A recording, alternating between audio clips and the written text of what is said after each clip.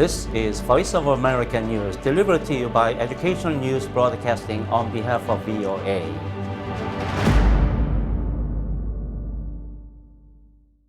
Good evening, viewers. I'm Hae-Sung Lee, a professor at Georgia Central University, and here's tonight's news.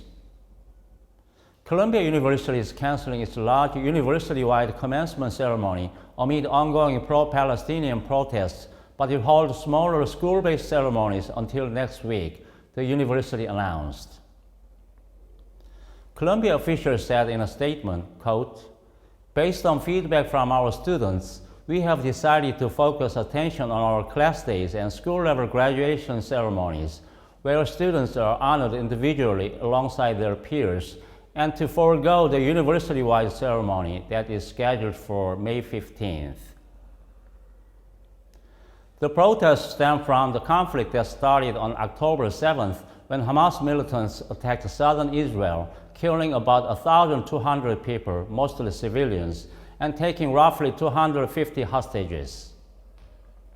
Vowing to destroy Hamas, Israel launched an offensive in Gaza that has killed more than 34,500 Palestinians, about two-thirds of them women and children, according to the health ministry in the Hamas-ruled territory. Israeli airstrikes have devastated the enclave and displaced most of its inhabitants.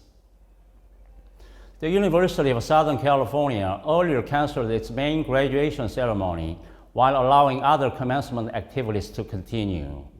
Moving now over to Russia.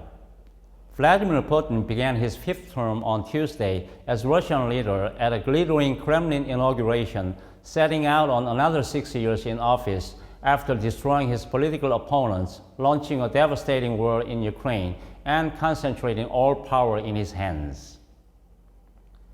Already in office for nearly a quarter century and the longest-serving Kremlin leader since Joseph Stalin, Putin's new term doesn't expire until 2030, when he will be constitutionally eligible to run again. At the ceremony inside the gilded Grand Kremlin Palace, Putin placed his hand on the Russian Constitution and vowed to defend it as a crowd of hand-picked dignitaries looked on.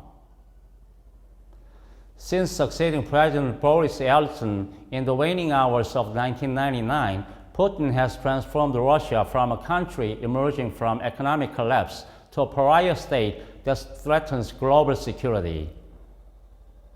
Following the 2022 invasion of Ukraine that has become Europe's biggest conflict since World War II, Russia has been heavily sanctioned by the West and is turning to other regimes like China, Iran, and North Korea for support. We now turn back to U.S. news.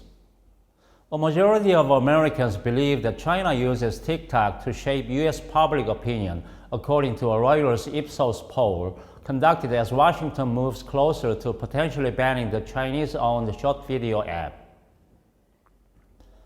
Some 58% of respondents to the two-day poll agreed with the statement that the Chinese government uses TikTok, which is owned by China's ByteDance, to influence American public opinion. Some 13% disagreed, and the rest were unsure or didn't answer the question. Republicans were more likely than Democrats to see China as using the app to affect U.S. opinions. TikTok says it has spent more than $1.5 billion on data security efforts and would not share data on its 170 million U.S. users with the Chinese government.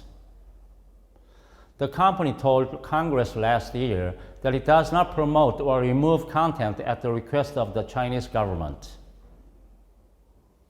TikTok did not immediately respond to a request for comment. Earlier, President Joe Biden signed legislation giving ByteDance 270 days to divest TikTok's U.S. assets or face a ban. TikTok has vowed to challenge the ban as a violation of the protections of free expression enshrined in the First Amendment to the U.S. Constitution, and TikTok users are expected to again take legal action. A U.S. judge in Montana in November blocked a state ban on TikTok, citing free speech concerns.